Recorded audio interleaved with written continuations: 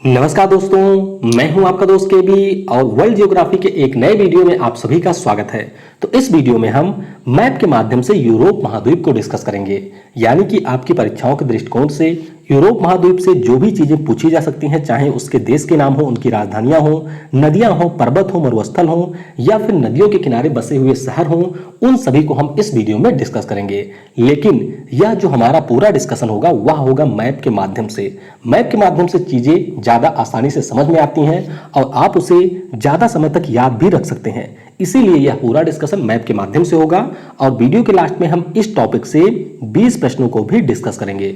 तो वीडियो अगर आपको पसंद आता है तो वीडियो को लाइक और अपने दोस्तों के साथ में शेयर जरूर किया करें। चलिए शुरुआत करते हैं अब हम इस वीडियो की।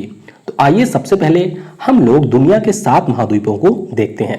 पहले हमारा हो गया उत्तर अमेरिका, उसके बाद में है दक्षिण अमेरिका, फिर है हमारा यूरोप, उसके बाद है अफ्रीका, एशिया, ऑस्ट्रेलिया और नीचे आपको मिलेगा यहां पर अंटार्कटिका। तो ये हमारे 7 महाद्वीप हैं। हम लोग बात करेंगे आज यूरोप महाद्वीप के बारे में। तो कुछ बेसिक चीजें आइए इसके बारे में डिस्कस कर लेते हैं।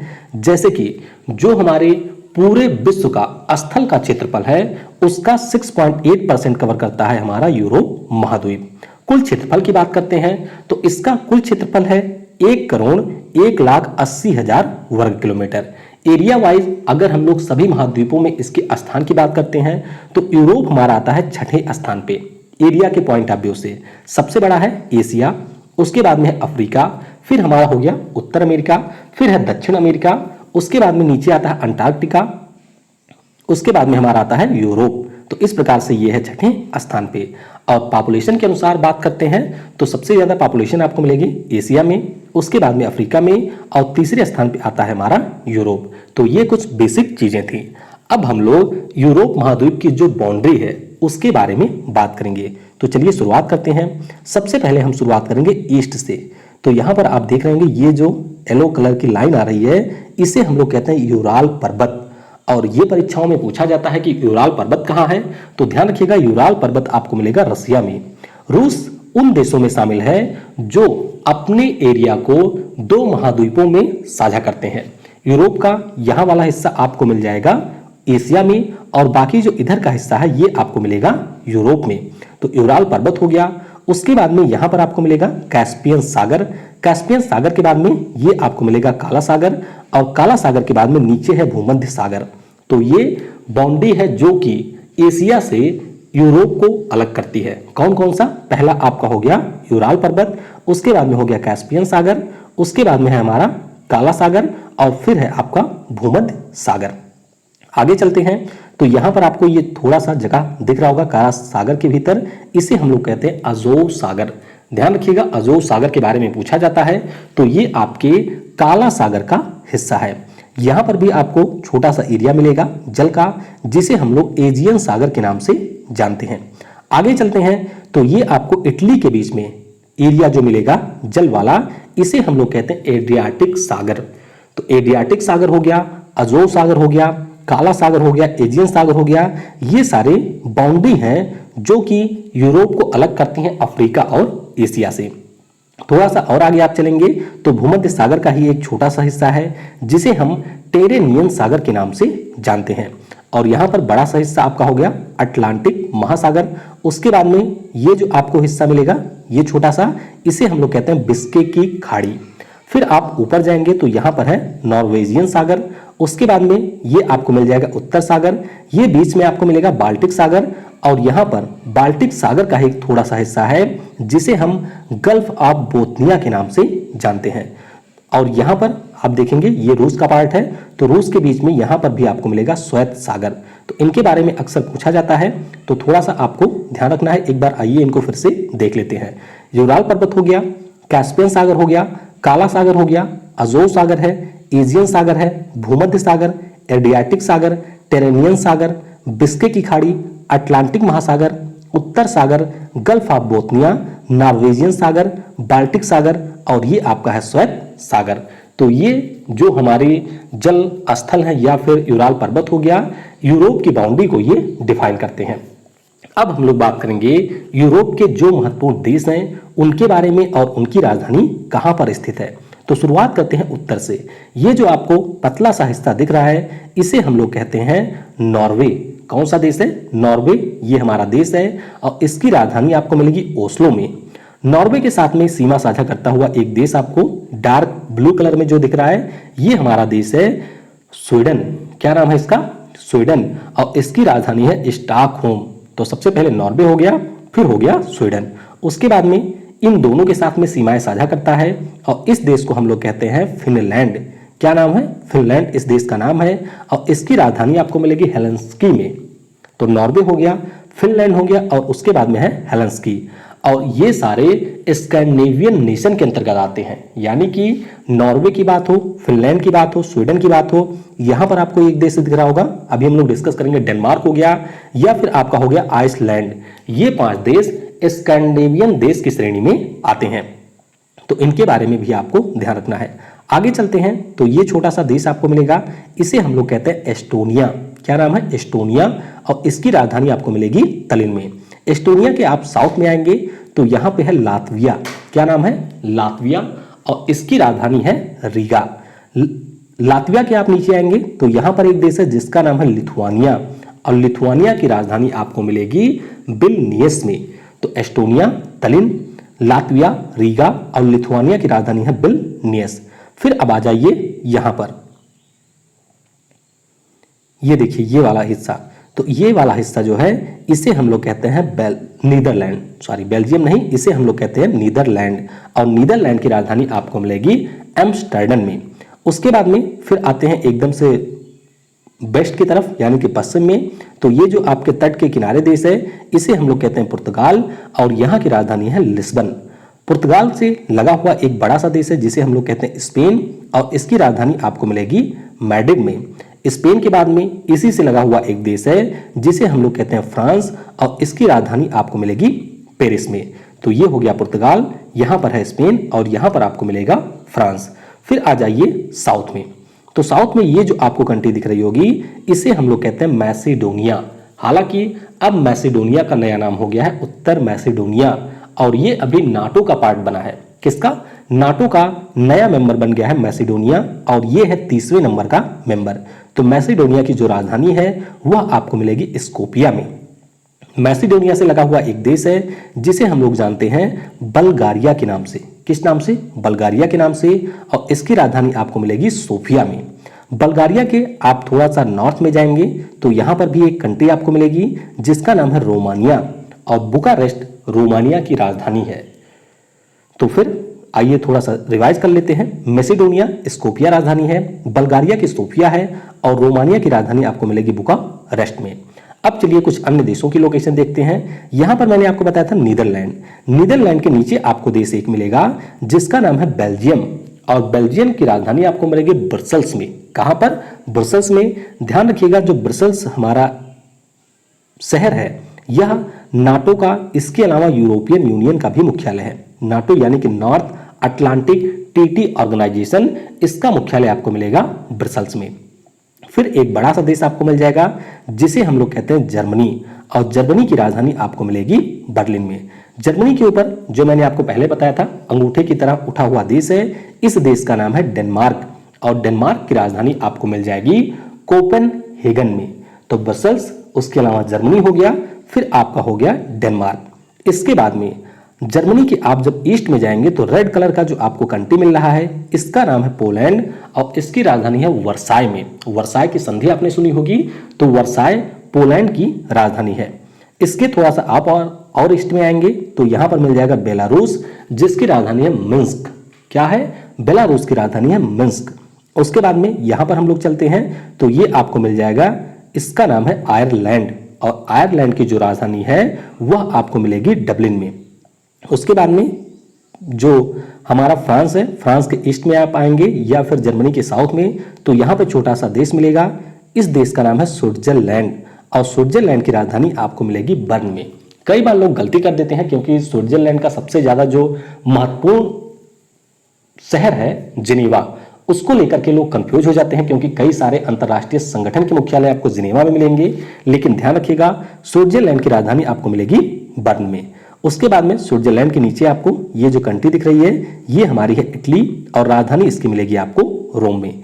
यहाँ पर स्कैंडिनेवियन कंट्री के बारे में मैंने आपको बताया था, तो ये है आइसलैंड। आइसलैंड की राजधानी आपको मिलेगी रेजाविक में। कौन सी? रेजाविक आइसलैंड की राजधानी है। तो ये कई सारे हमारे प्रमुख जो देश थे उनके बारे में डिस्कस किया। ये देश आप देखेंगे तो ये हमारा है इंग्लैंड। इंग्लैंड में कई सारे हिस्से हैं, जैसे इंग्लैंड के बाद में वहां पर वेल्स भी मिलेगा, स्कॉटलैंड भी मिलेगा, तो कई सारे पार्ट हैं। और ये जो पूरा हिस्सा है इसे हम लोग कहते हैं यूनाइटेड किंगडम, यहां तक लेकर के। ये नहीं, आयरलैंड नहीं शामिल होता है, उत्तरी आयरलैंड, उसके अलावा यहाँ पर आपको स्कॉटलैंड मिलेगा, वेल्स हो गया, इंग्लैंड हो गया, तो ये सारे मिलकर के बनाते हैं यूके यानी कि यूनाइटेड किंगडम। अब हम लोग बात करेंगे यूरोप की नदियों के बारे में। तो कई सारी प्रमुख नदियां हैं। चलिए सबसे पहले हम लोग बात करते हैं राइन नदी की। कौन सी नदी? राइन नदी की। तो राइन नदी के बारे में अगर हम लोग बात करें तो ये बोर्डेरहीम नाम के स्रोत से निकलती है स्विट्जरलैंड में, और स्विट्जरलैंड से निकलने के बाद में जर्मनी, फ्रांस, ऑस्ट्रिया और नीदरलैंड से होकर के ये उत्तर सागर में जाकर के अपना जल गिराती है। यहाँ पर आपको मिलेगा उत्तर सागर, तो यहाँ पर जाकर के अपना जल गिराती है राइन नदी। तो ये काफी ज्यादा फेमस नदी है। फिर आती है बात डेन्यूब नदी की। डेन्यूब नदी के बारे में भी प्रश्न अक्सर पूछा जाता है। तो यह जर्मनी के ब्लैक फॉरेस्ट से ओरिजिनेट होती है, यानी कि इसका उद्गम स्थल है ब्लैक फॉरेस्ट जर्मनी में, और कई सारे देशों से होकर के ये गुजरती है, काला सागर में जाकर के अपना जल गिराती है। तो स्रोत ब्लैक फॉरेस्ट हो गया।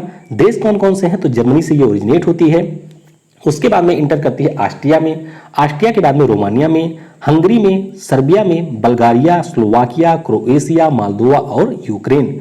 तो इन लगभग 11 देशों से होकर के डेन्यूब नदी गुजरती है। फिर आप लोग थोड़ा सा नॉर्थ में चलेंगे तो यहाँ भी एक नदी आपको मिलेगी जो कि काफी ज्यादा फेमस है, वोल्गा। आपने गंगा वोल्गा संवाद के बारे में सुना होगा, जो कि भारत और यूएसए के बीच में होता है। तो वोल्गा नदी ये है रूस की एक प्रमुख नदी, और ये वल्दाई की पहाड़ियों से निकलती है, और कहां पर मिलेगी आपको? रूस में। तो ये हमारी एक नदी और हो गई। फिर हम लोग चलेंगे अब इंग्लैंड में। तो इंग्लैंड में भी एक बहुत ही फेमस नदी है जिसका नाम है टेम्स नदी, या फिर इसे हम थेम्स नदी के नाम से जानते हैं। और जो इंग्लैंड की राजधानी है लंदन, वह इसी नदी के किनारे स्थित है। तो ध्यान रखिएगा, राइन नदी, डेन्यूब नदी, वोल्गा नदी और फिर आपकी है टेम्स नदी, ये यूरोप की कुछ प्रमुख नदियां हैं। अब हम लोग यूरोप में चलेंगे और यहाँ की कुछ प्रमुख पहाड़ियों के बारे में बात करेंगे। तो सबसे पहले जो हमारा स्कैंडिनेवियन नेशन है, यहाँ पर आपको एक पहाड़ी मिलेगी जिसका नाम भी है स्कैंडिनेविया की पहाड़ी। फिर हम लोग थोड़ा सा और अंदर आते हैं तो यहाँ पर आपको मिलेगा ब्लैक पर्वत, और ब्लैक पर्वत के बारे में मैंने आपको बताया कि ये जर्मनी देश में स्थित है। फिर यूरोप का जो सबसे प्रमुख पर्वत है जिसका नाम है आल्प्स पर्वत, और आल्प्स पर्वत के बारे में आपको ध्यान रखना है कि इसका विस्तार ऑस्ट्रिया, फ्रांस, जर्मनी और स्विट्जरलैंड में हुआ है। इसकी सर्वोच्च चोटी है माउंट ब्लैंक, और एक इसी के अंतर्गत पर्वत आता है जिसका नाम है मैटरहार्न पर्वत, जहां पर अभी भारत के फ्लैग को प्रोजेक्ट किया गया था कोविड-19 के प्रति लड़ाई के संदर्भ में, उसे और ज्यादा तत्परता दिखाने के लिए। तो मैटरहार्न पर्वत भी आपको मिल जाएगा यहीं पर। उसके बाद में आप आ जाएंगे स्पेन और फ्रांस की सीमा पर। तो ये प्रश्न अक्सर पूछा जाता है कि फ्रांस और स्पेन के बीच में कौन सा पर्वत सीमा बनाता है। तो इस पर्वत का नाम है पिरेनीज पर्वत, और ये स्पेन और फ्रांस के बीच में सीमा बनाता है। फिर हम लोग यहाँ पर आ जाएंगे, रसिया का भी हिस्सा है, इसे हम लोग कहते हैं काकेसस पर्वत, और ये रूस, जॉर्जिया और अजरबैजान में फैला हुआ है। तो ये हमारे हो गए प्रमुख पर्वत रसिया के, स्कैंडिनेविया, ब्लैक पर्वत, आल्प्स पर्वत, पिरेनीज और फिर हमारा हो गया काकेसस पर्वत।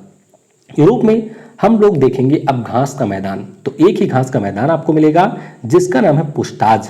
कौन सा? पुस्ताज घास का मैदान आपको मिलेगा यूरोप में। अब हम लोग यूरोप में चलेंगे और यहाँ के देखेंगे मरुस्थल।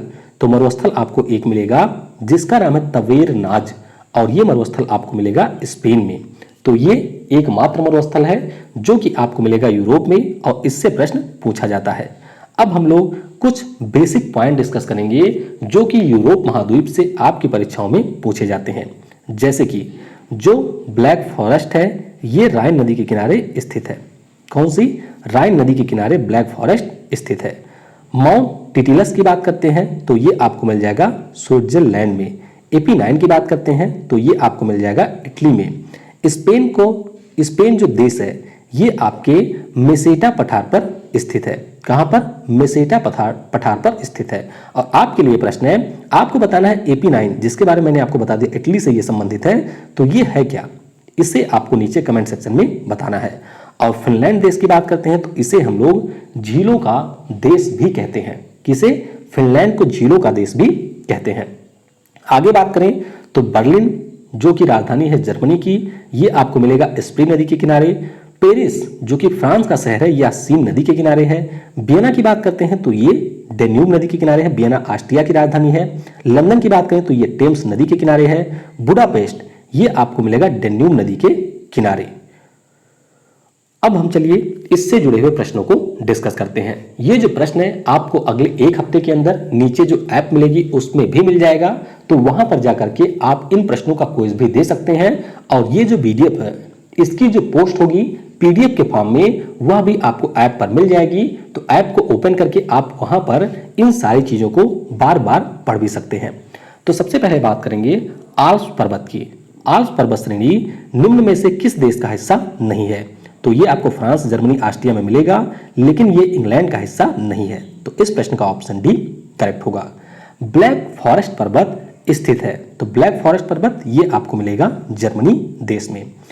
निम्नलिखित पर्वतों में से कौन राइन नदी के किनारे स्थित है? तो यहां पर आप देख सकते हैं, तो ये जो पर्वत है इनमें से ब्लैक फॉरेस्ट आपके राइन नदी के किनारे स्थित है।